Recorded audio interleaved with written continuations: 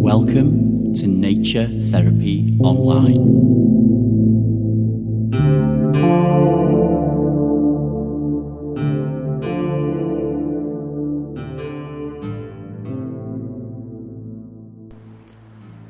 Okay, hello folks, and welcome to episode 14 of Nature Therapy Online.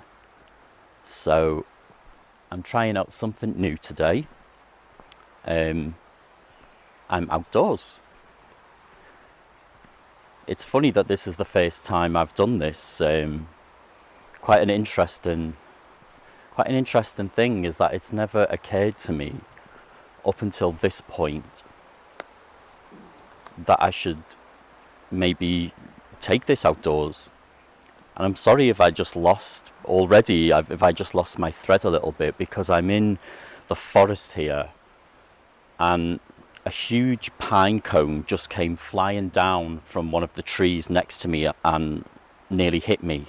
So this is interesting. I felt almost like I was being told to wake up. There's another one. There's a lot fallen from the trees here that's really fun and interesting, and a bit unsettling, because one of the things about recording a podcast at home is that you can really be in control of things a lot more.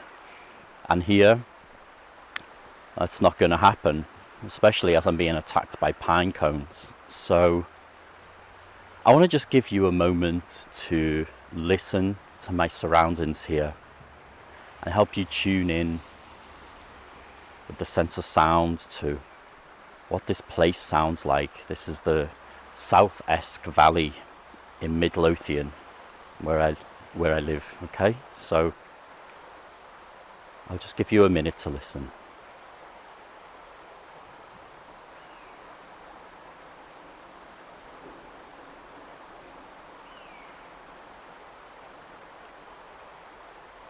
The jangly metal sound is my dog Euro, that's his collar.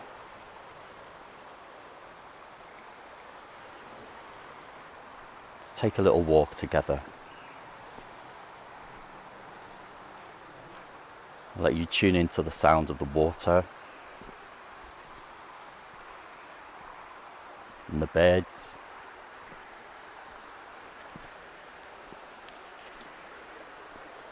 And Euro's collar again. And I suppose as I walk down here, maybe give you a little description. So this is quite a dense pine forest. It's one of the reasons that I wanted to move here, is because of what a beautiful forest it is, but also not so many people around in this little area of Scotland. Really, even though Midlothian is quite dense in terms of population, the particular village and area where I live is not very well populated. So it's I have this luxury of being able to walk through a dense, beautiful forest like this and not have many people around. Some people find that creepy. My partner finds that creepy. I don't find it creepy. I find it very peaceful.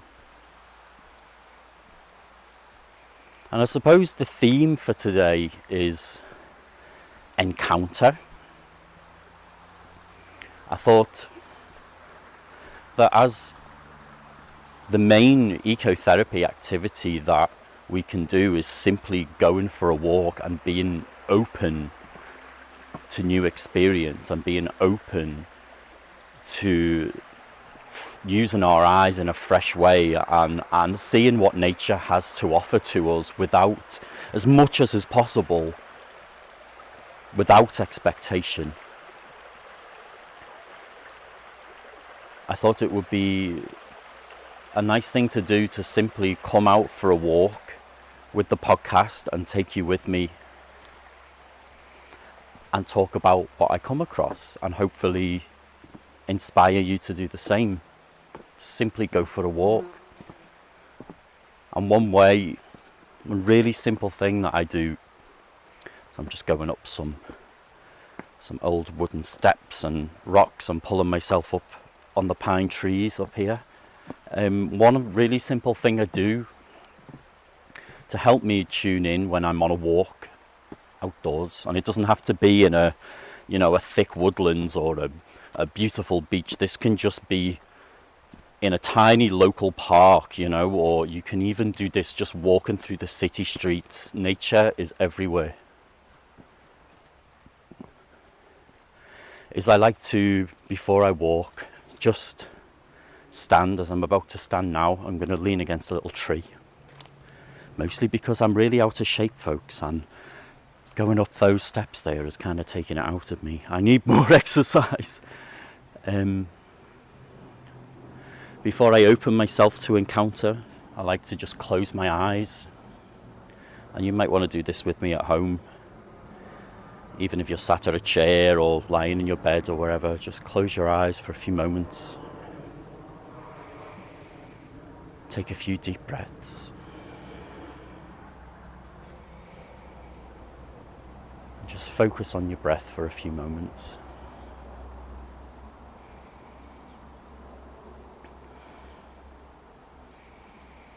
And just give a few moments to tune into all of your senses one by one. Keeping your eyes closed for a moment. And then after a short time, just opening them.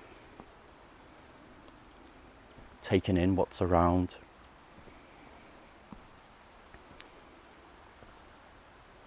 Seeing things with as much freshness as possible. And I decided today I would do this as the most open theme that you could have with ecotherapy. Being open to things you either haven't noticed before, especially in areas where you live, or things you might have noticed but not really paid close attention to. And here, as you can hear, I've got the sound of the beautiful river running by next to me. Usually at this point, I would go over to the river, maybe stand there for a moment and take in the sound, because as you can hear, it's such a beautiful sound. The sound of water is just, I think, one of the most peaceful, beautiful sounds. And I've been drawn to this old, I think it's actually a dead pine tree here. I always stop and look at it, but I never come closer, because it's got the strangest shape. It's, if you can imagine like a huge worm that's twisting out of the ground, probably about, 40 foot high. It's covered in the most gorgeous moss. I want you to hear the sound of it. How does that sound to you? It feels like carpet. It's lovely. And when you go on your encounters, use all of your senses like this. Like, I've walked past this tree twice a week. I've never touched it. I can tell you this moss is beautiful. Now, I've just found a tiny little insect. This little folk here, I'm not very good at identifying insects. It's probably about the size of my little fingernail. It's got two huge antennae that are kind of white and black. It's almost like it's not a scorpion, because we don't have such things in this climate here in Scotland, but it looks like a tiny scorpion. It's very determined. It's walking up the moss.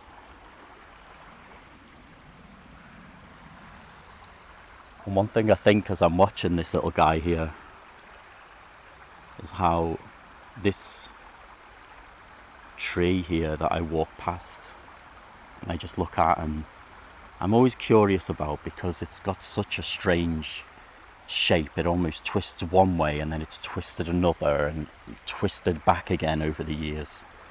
But to this creature here, I mean, this is like a motorway. This is like a big, huge vertical forest. It's a whole world in the way that, you know, the whole of the area of Midlothian, this huge area where I live in Scotland, is perspective-wise the same as to me as it is for this little creature. I'm going to move on from there, have a last little feel of that lovely moss on the tree. Come on, Euro. Poor Euro's he's not. Come on, I'll walk a bit faster, chicken. Come on. He's not very happy with the slow pace that I'm going. He's not much of a slow explorer. He likes to walk quickly. He likes me to throw him a stick. When I go mindful walking, he gets very concerned. Come on then, do you want a biscuit? We'll give him a biscuit. You can hear the sound of Euro crunching. How about that? The sounds of nature. Very nice. Here you go, I'll have another one. The sounds of nature, folks. And you know, this is the thing with encounter. I think... Oh. What do you think of that sound?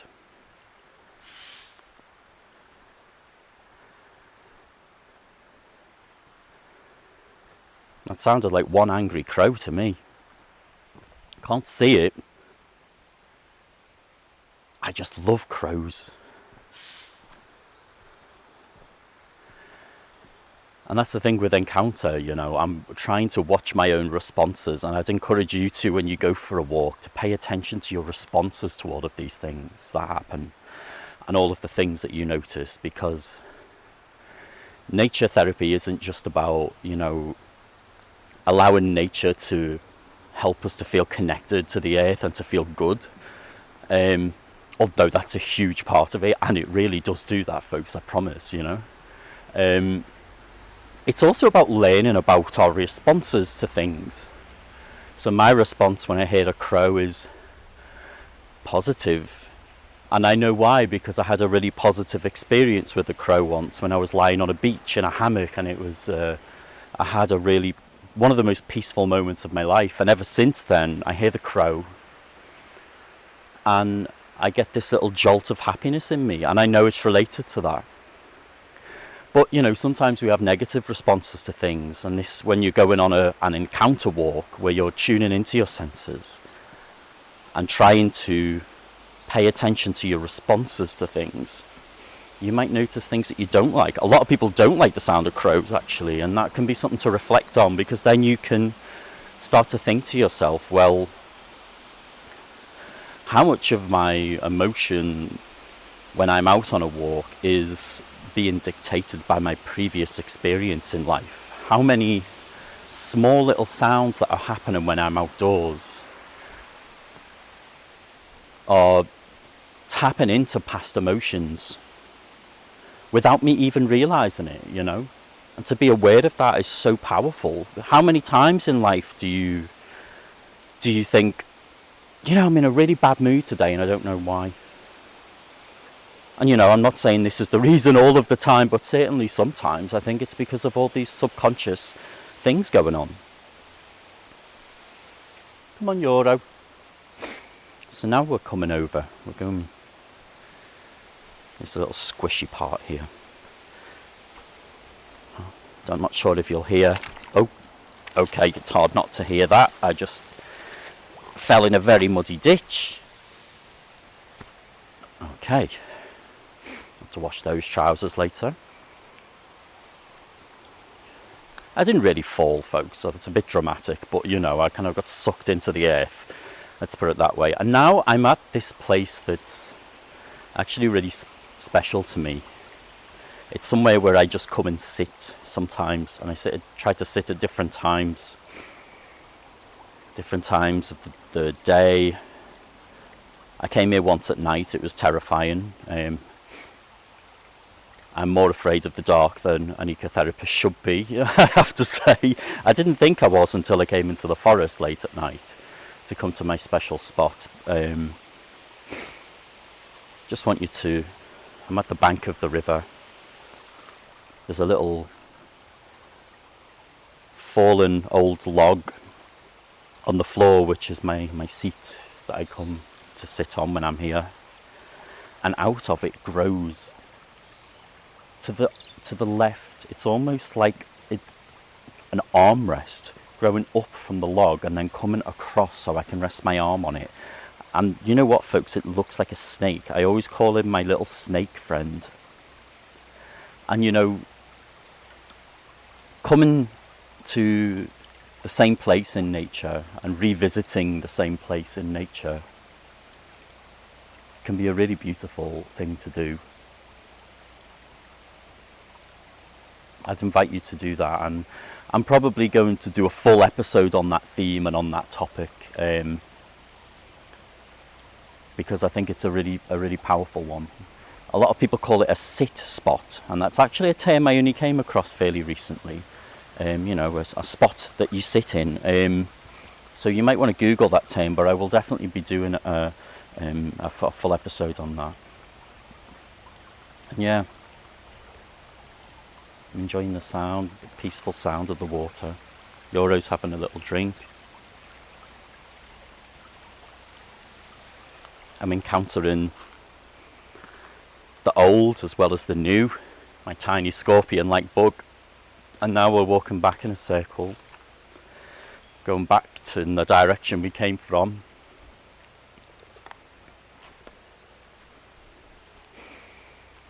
I'm going to just tune into my smell for a while, sense of smell.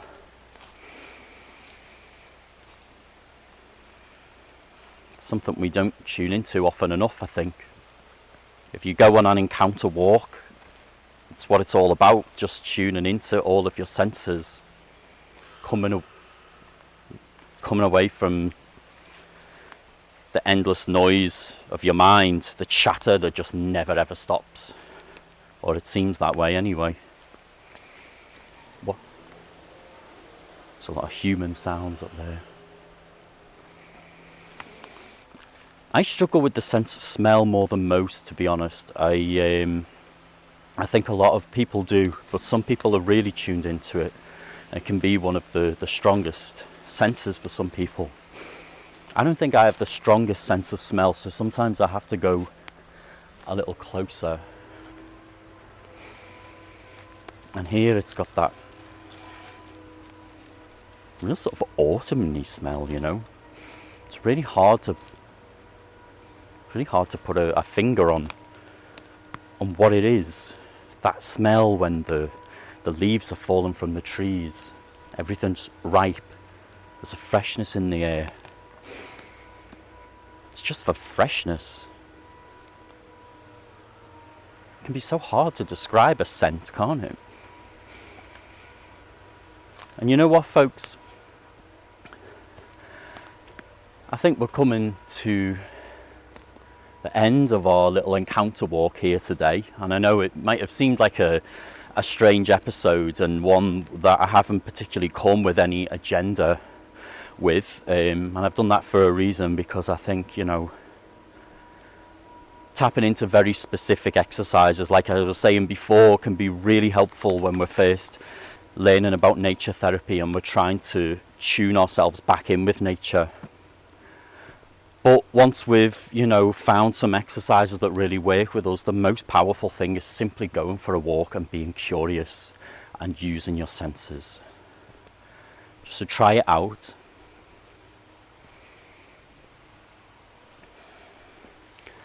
Just remember all of the life around you that you can hear, see, touch, smell, even taste.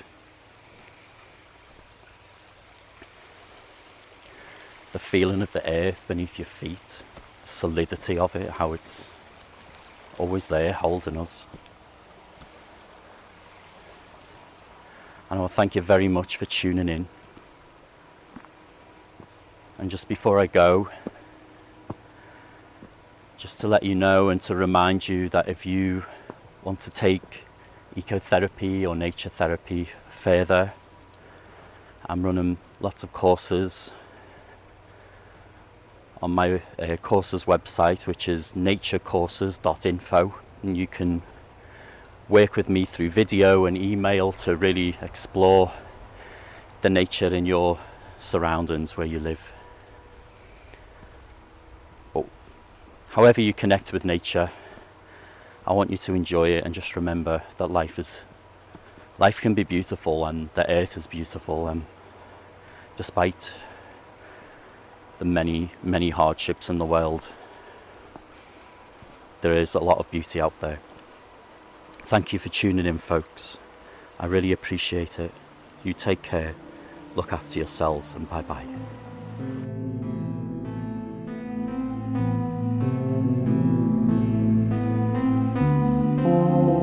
Visit me online at naturetherapyonline.net.